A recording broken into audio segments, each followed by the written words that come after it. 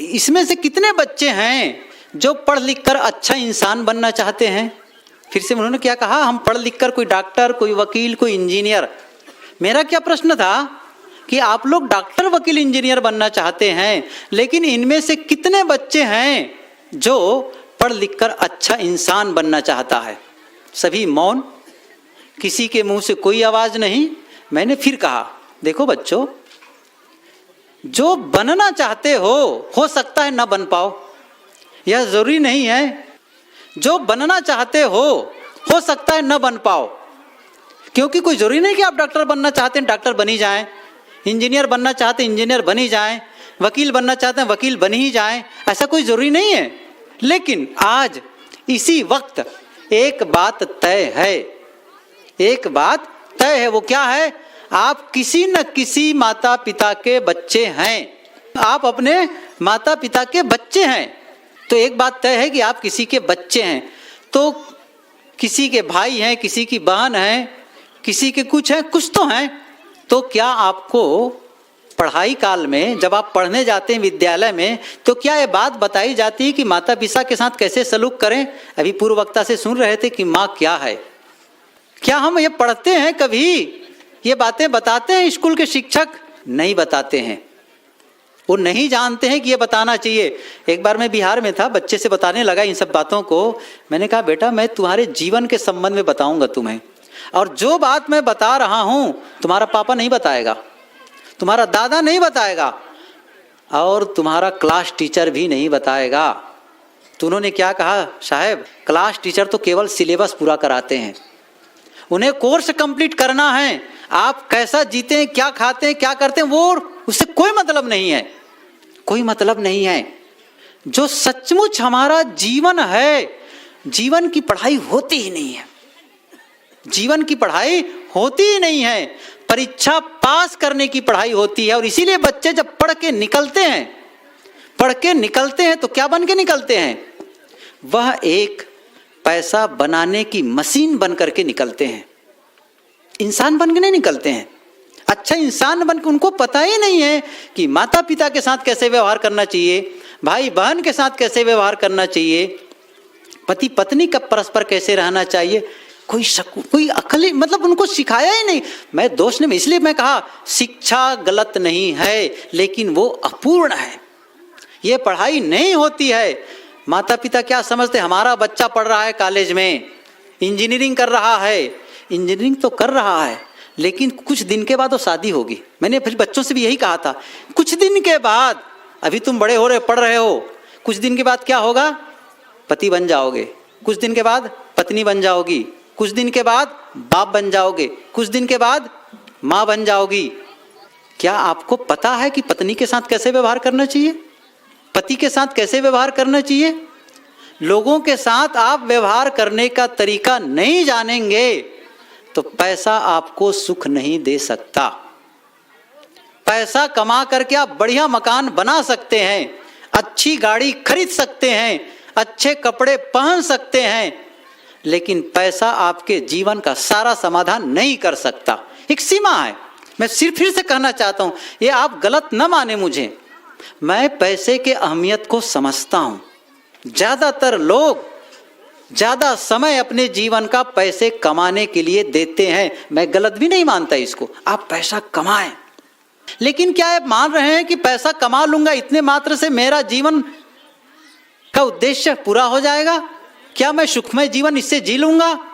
पैसे की सीमा है। पैसे से आप जो कुछ खरीदते हैं उसके महत्व को समझते हैं, लेकिन बहुत ऐसी चीजें हैं जिसे आप पैसे से नहीं खरीद सकते। जैसे पैसे से मकान खरीदते हैं, महत्व है।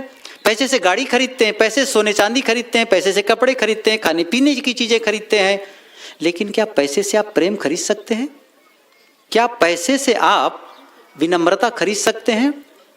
पैसे से ईमानदारी खरीद सकते हैं? नहीं खरीद सकते। पैसे से आप क्षमा खरीद सकते हैं, करुणा खरीद सकते हैं, मन की शांति खरीद सकते हैं पैसे से? क्या पैसे से आप टूटे हुए रिश्तों को जोड़ सकते हैं? नहीं जोड़ सकते। तो क्या आप अपनी विद्या के बल पर यह काम कर सकते हैं? कोई प्रमाण पत्र आप पाते हैं, स्कूल में पढ़ते हैं, कॉलेज में पढ़ते हैं, आजकल तो बहुत पढ़ाई का भिन्न तरीका मैं खुद नहीं जानता हूँ। PhD, DPhil, MPhil, LLB क्या क्या है ये कुछ मैं जानता हूँ। मान लो आप PhD हैं, हम तो बहुत बड़ी बात मानते थे PhD को, डॉक्टर ऑफ फिलॉसफी, बहुत बड़ी बात है। आप किसी सब्जेक्ट में PhD प्राप्त कर लिए, आपको डॉक्टर की उपाधि मिल गई, तो क्या वो सारे प्रमाण पत्र जो आप घर में लाकर फ्रेमिंग करवा के टंगवाए हैं, उससे आप ईमानदार बन जाएंगे? उससे आपके जीवन में विनम्रता आ जाएगी? क्या उन प्रमाण पत्रों से आप प्रेम खरीद सकते हैं? क्या उससे मन की शांति आ सकती है? ये टूटे हुए रिश्ते क्या जुड़ सकते हैं उन प्रमाण पत्रों के कारण? आप मान लो डॉक्टर हो, डॉक्टर ऑफ फिलॉसफी हो गए हो, और पत्नी रूठ गई हो, जरा ध्यान दीजिए, पत्नी रूठ गई हो, और रूठ गई पत्नी को मनाने के लिए आप क्या कर रहे हैं? उस प्रमाण पत्र को लेके जा रहे हैं, मैं डॉक्टर हूँ मान जाओ, मैं डॉक्टर हूँ मान जाओ। तो जानते हो पत्नी क्या कहेगी? आपके हाथ से प्रमाण पत्र छीनेगी और उसके 10 टुकड़े में फाड़ करके फेंक देगी। पकड़े रहो डॉक्टर पना को, काम नहीं आएगा, कभी काम नहीं आएगा। वहां पर आपका प्रेम काम आएगा, वहां आपकी विनम्रता काम आएगी, वहां आपका विश्वास काम आएगा, वहां आपका धैर्य काम आएगा। धैर्य आप खरीद नहीं सकते, सहनशीलता खरीद नहीं सकते आप। क्या पढ़ रहे हैं आप? हम बच्चों को क्या पढ़ा रहे हैं? माता पिता समझते हैं बच्चों को स्कूल भेज दिए, छुट्टी मिल गई, और स्कूल में मास्टर क्या समझते हैं? मैंने पूछा था एक मास्टर से, उन्होंने कहा माता पिता गार्जियंस आकर के, उनके पेरेंट्स आकर कंप्लेन करते, बच्चों को आप पढ़ाई नहीं ठीक से कराते हैं, वो बच्चे कोई गाली देने लगते हैं, ये करने लगते हैं। तो मास्टर ने क्या कहा? बच्चे आप लोगों के पास ज़्यादा समय रहते हैं, हमारे पास तो कुछ घंटे रहते हैं, 5 से 6 घंटे, वो तो आपकी जिम्मेदारी है। मैंने उनसे कहा, उस मास्टर से, माता पिता छुट्टी पा जाते हैं बच्चों को स्कूल भेजकर, और मास्टर छुट्टी पा जाते हैं क्योंकि ज़्यादा समय वो घर में रहते हैं, इसलिए हम सिलेबस भर पूरा करा देंगे, बस हमारा काम पूरा हो गया। इन्हीं के बीच बच्चों का भविष्य बिगड़ता है, पीसता है। हमने क्या किया है उनके लिए? मैं ये नहीं कह रहा हूं कि बच्चों को न पढ़ाओ, ये शिक्षा की जरूरत नहीं है, ये शिक्षा की जरूरत है, लेकिन साथ साथ उसे जीवन का पाठशाला में भी दाखिल कराओ, जीवन की पोथी भी पढ़ाओ, उनको जीने का ढंग भी सिखाओ। ये नहीं सिखाएंगे तो क्या होगा? एक संत ने एक पुस्तक लिखी है, परीक्षा की जिंदगी, जिंदगी की परीक्षा, पुस्तक का नाम ही है। उसमें उन्होंने कहा है 25 वर्ष तक परीक्षा की जिंदगी, और 25 वर्ष के बाद जिंदगी की परीक्षा। 25 वर्ष तक परीक्षा की जिंदगी, बच्चा पढ़ता है, पूछो परीक्षा परीक्षा परीक्षा, शुरू से परीक्षा, वहां उसमें जाना है कंपटीशन, उसमें करना है कंपटीशन। पढ़ाई पूरी हो गई, क्या कर रहे हो बेटे? साहब कंपटीशन की तैयारी कर रहा हूं। फिर परीक्षा, फिर क्या होता है? 25 वर्ष तक परीक्षा परीक्षा परीक्षा, 25 वर्ष के बाद क्या होता है? जिंदगी की परीक्षा। परीक्षा की जिंदगी में बहुत लोग पास हो जाते हैं, लेकिन जिंदगी की परीक्षा में बहुत लोग फेल हो जाते हैं। दोनों में पास होना आवश्यक है। कभी आप परीक्षा में फेल हो जाएं, स्कूली परीक्षा में, लेकिन जिंदगी की परीक्षा में पास होना बेहद महत्वपूर्ण है। पैसा आप कितना कमाते हैं यह महत्वपूर्ण नहीं है, महत्वपूर्ण है आपका परिवार के साथ कैसा व्यवहार है। आप बहुत सारा पैसा कमा के आ रहे हैं और आपको ये लगता है जैसे घर में जाऊंगा पत्नी लड़ने वाली है, आपको कैसा लगेगा? पैर ठिठक जाएगा, ठिठक जाएगा। आप वहां घर में कम से कम रहना चाहते हैं क्योंकि वहां झगड़ा होता है। अभी बड़ौदा में था, एक महिला आई थी, उन्होंने कहा साहब ऐसी सी बात है, वो कब आते हैं अमुक? तो कहें साहब वो तो पता नहीं कब आते हैं, क्या आप बताइए, देखिए आप कह रहे हैं कि आप जिम्मेदार हैं, वो कुल कंप्लेन। मैंने कहा ठीक है। फिर बातें होने लगी, जब वो चली गई, मैं क्या वो देर से क्यों आते हैं? तो वो क्या कहते हैं, साहब देर से इसलिए जाता हूँ कि जैसे घर में जाता हूँ लड़ाई शुरू होती तो कम से कम घर में रहना चाहता हूँ। कोई जीवन है? आप किसको कह रहे हैं?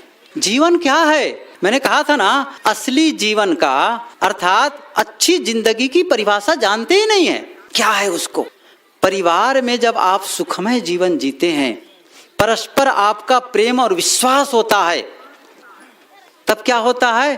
तब हर काम में आप सुकून महसूस करते हैं, हर काम आपका बढ़िया होगा, आप बाहर भी जाएंगे खिले खिले रहेंगे। किसी ने बहुत सुंदर कहा है, बाहर तो सफल हो जाते हैं, धन कमाकर सफल हो जाते हैं, सम्मान पाकर सफल हो जाते हैं, हमारी प्रतिष्ठा हो जाती है, लोग जानने लगते हैं, लेकिन हमारी असली परीक्षा हमारे घर में है, अपने साथियों के बीच हमारी असली परीक्षा है, वही होगी हमारी असली परीक्षा। एक ने कहा है घर में मिली असफलता बाहर किसी भी सफलता से पूरी नहीं हो सकती।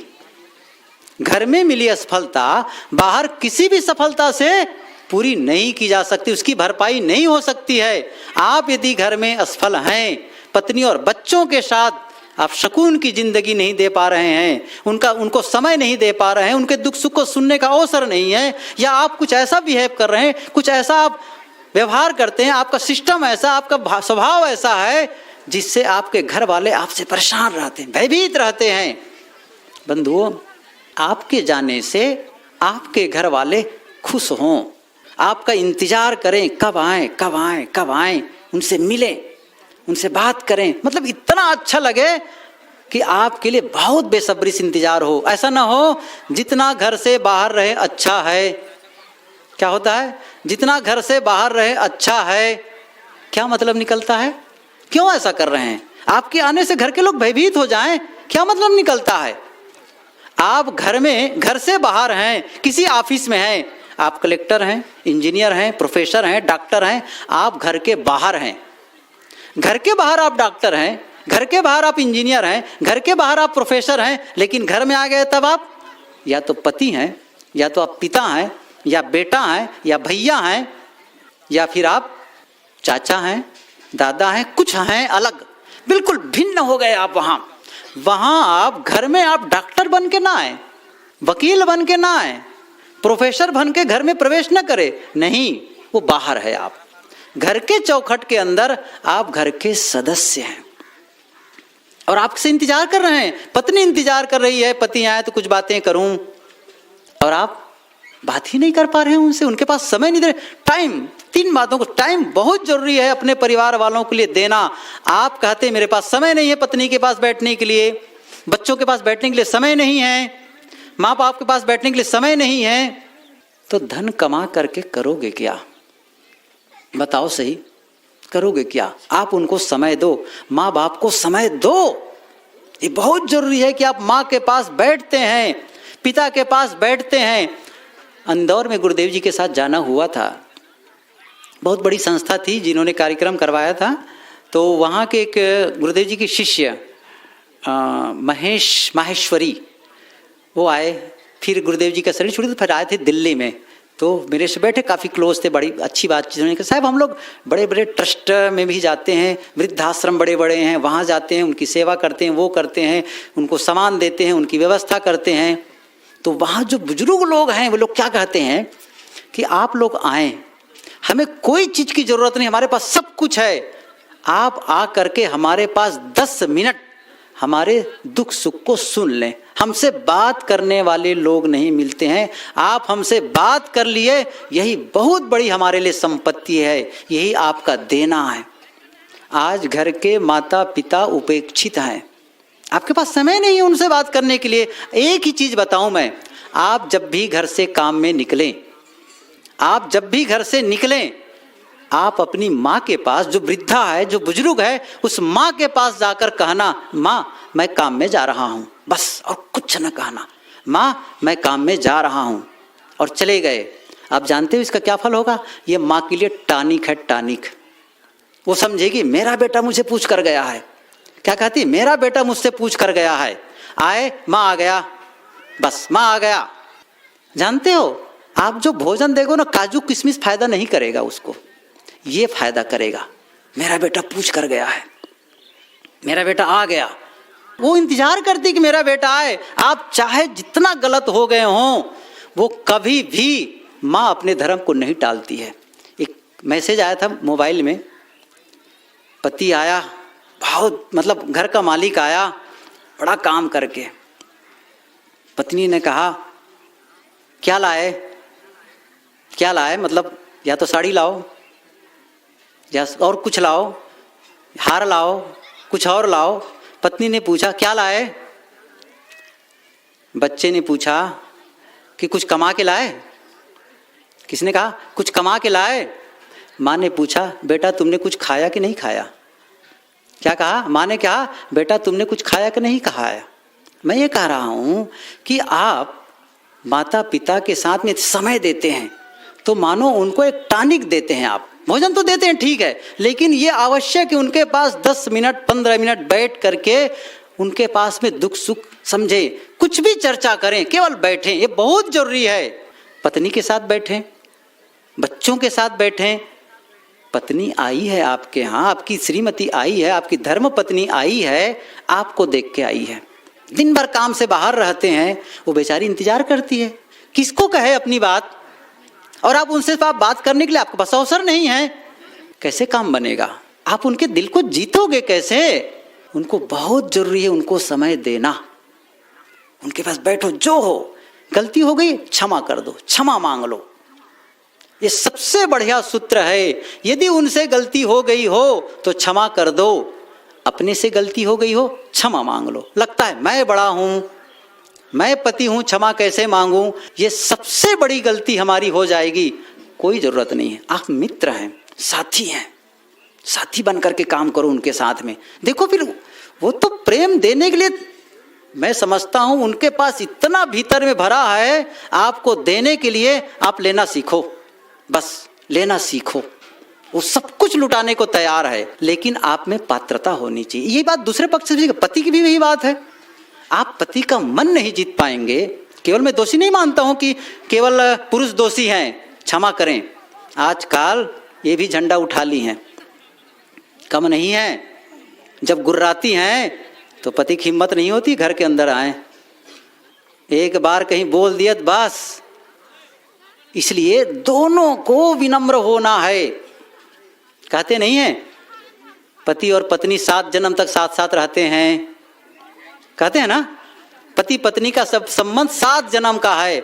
मैं एक प्रयोग करवाता हूं, आप घर में जाना और पूछना श्रीमती से या श्रीमान से, कहो जी अगले 7 जन्म तक साथ साथ रहना चलेगा ना? उत्तर मिलेगा। कैसा रहेगा? एक पत्नी ने पति से कहा मेरे लिए एक हार ला दो, मैं 7 जन्म तक तुम्हें चाहूंगी। पत्नी ने क्या कहा? मेरे लिए एक हार ला दो। हार का मतलब सोने का हार नहीं कि फूल का, समझ रहे हैं ना? एक हार ला दो तो मैं 7 जन्म तक तुम्हें चाहूंगी। उन्होंने कहा मैं हार के साथ में कंगन भी ला दूंगा, लेकिन बात इसी जन्म तक रखना, इसी जन्म तक, अगले जन्म तक मत ले जाना। मतलब उबे हुए है ना आप, सीधी सी बात है। नहीं चाहते फ्यूचर में, अगले जन्म में आप नहीं चाहते संबंध कैसे हो, ऐसा ना हो। एक और उदाहरण याद आया, एक पुलिस अफसर आया, घर में खटखटाया, दरवाजा खोलो, घर का मालिक खोलो, क्या बात है? पुलिस का आना बड़ा तुझार, और कई पुलिस कर्मचारी आ गए थे। उन्होंने कहा हमें तलाशी लेनी है घर की आपकी। कि क्यों? हमें खबर मिली है कि आप एक खतरनाक आतंकी को अपने घर में रखे हुए हैं। वो आदमी कहता है खबर तो सही है भाई साहब, लेकिन इस समय वो मायके गई हुई है, इस समय वो मायके गई हुई है। समझ गए कौन है खतरनाक आतंकी? उसके लिए जो मायके गई हुई है। ऐसा व्यवहार नहीं करना है। एक ही सूत्र है, यदि गलती हो गई हो बार बार उसको झुको झुको झुको, हो गई मांगो क्षमा। पुरानी बातों को याद करके आप बार बार उनको पिंच करेंगे, उसको आप प्रताड़ित करेंगे, या कुछ भी हो उसको आप परेशान करेंगे, ठीक नहीं होगा। देखो साहब, संबंध बनाना, मैंने कहा प्रेम क्या है? प्रेम किसे कहते हैं आप बताइए? प्रेम की परिभाषा जानते हैं क्या है? कहते थे 2.5 अक्षर प्रेम का। प्रेम है क्या? 5 साल की छोटी, 5 साल की लड़की अपने 7 साल के भैया से पूछती है, भैया ये प्रेम क्या है, प्रेम किसे कहते हैं? तो भाई ने क्या कहा, तुम मेरे बैग से रोज चॉकलेट खा जाती हो निकाल करके, और मैं फिर भी यह जानकर फिर भी वहीं रोज रखता हूं। क्या कहता है? तुम रोज मेरे बैग से चॉकलेट निकाल के खा जाती हो, उसके बावजूद मैं रोज वहीं पर फिर रखता हूं। समझ रहे हो? वो जानता है कि मेरी बहन गलत कर रही है, उसके बावजूद चूंकि मेरी बहन को ये बात अच्छी लगती है, ये टॉफी अच्छी लगती है, मुझे फिर रखना है, फिर रखना है। आपको यही करना है। पत्नी से गलती हो गई, कोई बात नहीं, बड़ा दिल वाला बनो थोड़ा सा। पति से गलती हो गई, थोड़ा बड़ा दिल वाला बनो। धरती, माँ को धरती कहा गया है, खोद खाद धरती से है। सारा सहन, सब सहनशीलता धरती में है। आप माँ के समान हैं, आपको सहना है, धरती के समान है, आपको सहना है। इनकी गलतियों को सहना पड़ेगा, आपको भी एक दूसरे की गलतियों को सहने की आवश्यकता है, तभी हम इस गृहस्थी रूपी गाड़ी को खींच सकेंगे। समय देना आवश्यक है, यदि समय नहीं देंगे जीवन सुखमय नहीं हो सकता है। प्रेम क्या है, किसको कैसे प्रेम देंगे आप? ऐसे थोड़ी हो जाता है कि आप बस कह दिए कि मैं तुमसे प्रेम करता हूं। अरे कुछ नहीं होता इससे।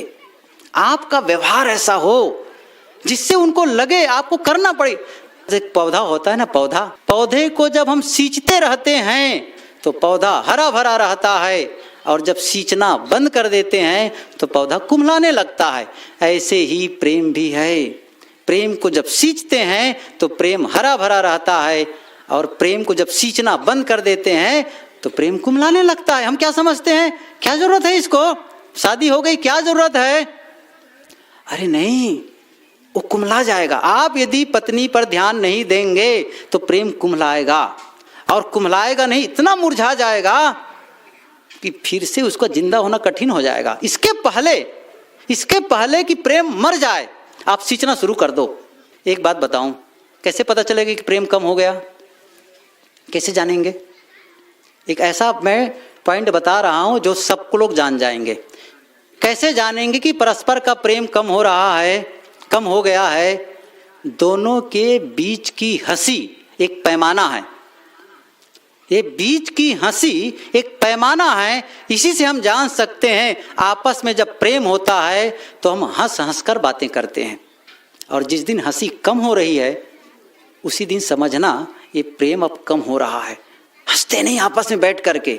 जिनके साथ में संबंध अच्छा नहीं है, आप आपस में चर्चा करते करते हंस हंस कर बातें नहीं कर सकते। औपचारिक बातें होंगी, वहाँ कैसे हैं, बस ठीक है। मौसम कैसा है, ठीक है। और सब ठीक है, हाँ ठीक है। वार्ता खत्म। लेकिन जिनके साथ जब प्रेम होता है ना, वार्ता खत्म ही नहीं होती है। आप वो अनुभव कर लीजिए, जिनसे आप घनिष्ठ मित्र हैं उनसे वार्ता खत्म ही नहीं होती है। शादी के शुरू में पति पत्नी की वार्ता खत्म होती थी?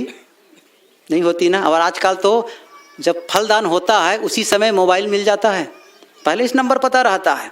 इतनी बातें होती है, इतनी बातें खत्म ही नहीं होती है। अब पता ही नहीं 12 बज गए रात को, अब बात हो रही है।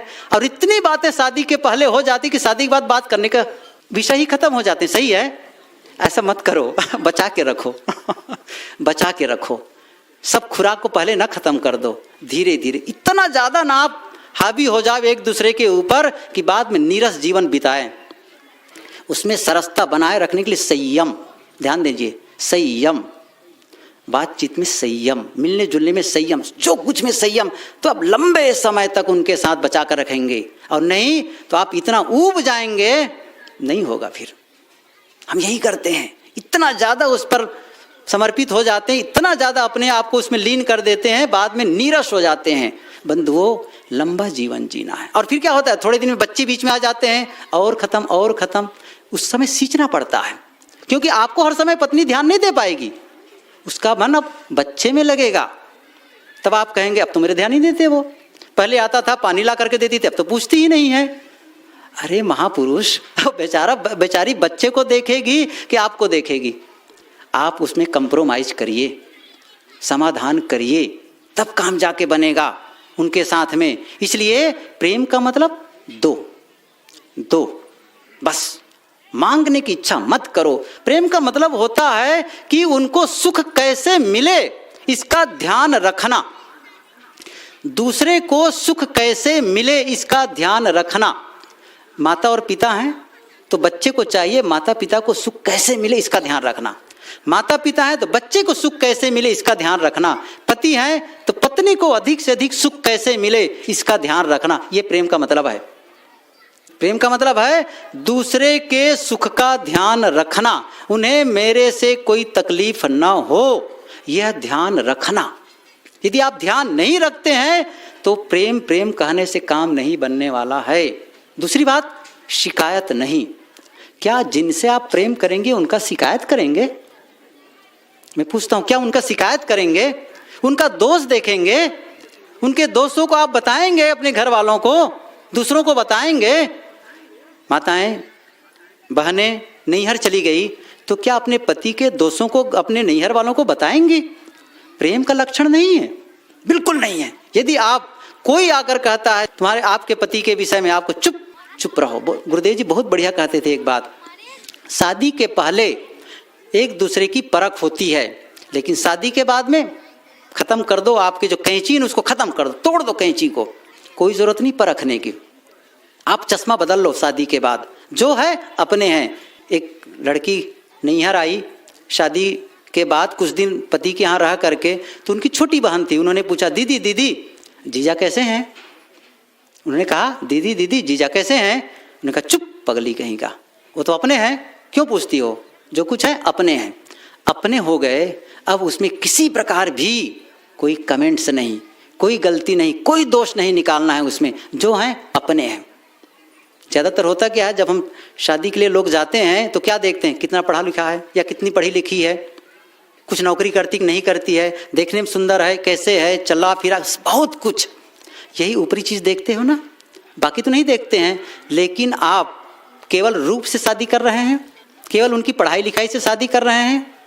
जब वो आएगी तो अपने शरीर के साथ अपना स्वभाव भी लाएगी, अपना रुचि भी लाएगी, अपनी आदत भी लाएगी। तब आप कहेंगे मैं तो उनके रूप को ही पसंद करता हूँ, उनका स्वभाव तो बहुत कड़वा है। ये नहीं चलेगा। 100% आपको आधा से प्रेम करो, आधा छोड़ दो। अरे नहीं, पूरा। जब आप किसी को स्वीकार रहे हो तो उसके संपूर्ण को स्वीकारना पड़ेगा। क्या पत्नी अपने स्वभाव को घर छोड़कर अपने नैहर छोड़कर आएगी? नहीं, वो स्वभाव साथ लेकर के आएगी। लेकिन इसको देखने का अवसर नहीं आपके पास में है। यदि नहीं है और हो गया है तो आप समाधान ढूंढें। आपको मौन होना सीखना पड़ेगा, आपको अपने आप को बदलना पड़ेगा और साथ निभाना पड़ेगा। मैं तो मानता हूं यदि आप नहीं निभा सकते हैं, लड़ने की अपेक्षा अलग होना। साथ रह करके लड़ना ये नरक है, नरक। मत लड़ो। आपको लगता है कि मैं इसको समझा नहीं सकता, मैं समझा नहीं सकती, अब ये समाधान नहीं है, भयंकर शराबी है पति, भयंकर, पता नहीं था, अब बस इतना वो अपने आप को बिगाड़ डाला। साथ में जीवन बर्बाद करने की कोई ज़रूरत नहीं है। आजकल उसकी व्यवस्था है, अपने ढंग से जियो, मैं अपने ढंग से जीऊँ। लेकिन आप रोज घुट घुट करके जियो, अपने जीवन को नरक बना के रखो, क्यों? क्या ज़रूरत है ऐसा करने का? और फिर शिकायत करो मेरा पति ऐसा है, शराबी है, ये है, वो है। अरे मत कहो। आप रहना हो तो उनसे प्रेम करो, उनकी शराब पीने से भी प्रेम करो, और नहीं तो छोड़ दो, फिर बात खत्म। और फिर नहीं तो चुप। मैं कई बार कहता हूँ, एक लेखक हैं जर्मनी के लेखक एकहार्ट टाल, उनकी एक पुस्तक है the power of now, Shaktimaan वर्तमान। उसमें उन्होंने कहा है जिस परिस्थिति से आप परेशान हो रहे हैं, जहां रहकर परेशान हो रहे हैं, उसके 3 विकल्प हैं। एक, पहला है परिस्थिति बदल दो। तब आप कहते परिस्थिति नहीं बदल सकता। फिर कहते हैं अपने आप को अलग कर लो परिस्थिति से। ये भी नहीं कर सकता हूं, न मैं घर वालों को बदल सकता हूं, न मैं घर से अपने आप को अलग कर सकता हूं। तब एक तीसरा विकल्प है, जो कुछ हो रहा है स्वीकार लो, जो कुछ हो रहा है स्वीकार करो, लड़ो मत, स्वीकार करो। ठीक है, इनका स्वभाव ऐसा है, ठीक है।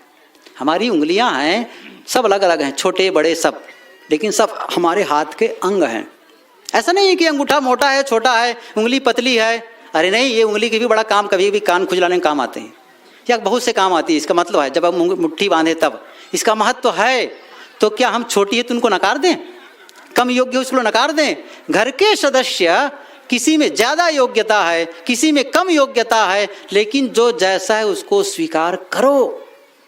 मेरे हैं, कोई बात नहीं, इसमें योग्यता कम है, कम कमाता है, कम तेजी से काम करता है, धीरे काम करता है, ये जोर से बोलता है, मेरे हैं ना, मेरे हैं, कोई बात नहीं, चलेगा। इतना साहब मुखिया को इतना सहना पड़ेगा, हम सबको इतना सहने की आवश्यकता है, ताकि हम अपने आपस में गाड़ी को सही ढंग से खींच सकें। ये परिवार में सुखमय जीवन जीना है तो अपने आप को गलाना पड़ेगा। तो मैं शुरू में क्या कहा था, 2 प्रकार की शिक्षा चाहिए। एक जो हमें रोजी रोटी कमाना सिखाए, दूसरी शिक्षा है जो हमें जीने का ढंग सिखाए, कई बार पूछा क्यों जीते हैं, पता ही नहीं क्यों जीते हैं हम। जीने का उद्देश्य है सुख और शांति। जिस जीवन में परम शांति न हो, जिस जीवन में मोक्ष का फल न लगे, वो जीवन कैसा? जीसस ने कहा है जिस जीवन में परम जीवन का अनुभव न हो, सदगुरु कबीर ने कहा है कि मध्य की डारी 4 फल लागे, और उसमें एक सामान्य, एक ही खास है, बाकी 3 तो सामान्य है। मोक्ष जो है वही महत्वपूर्ण है, परम शांति ही महत्वपूर्ण है। आपके जीवन में परम शांति का फल लगना चाहिए, और परम शांति का फल नहीं लगा तो जीवन व्यर्थ है। हमें शांति को ध्यान में रख करके काम करना है।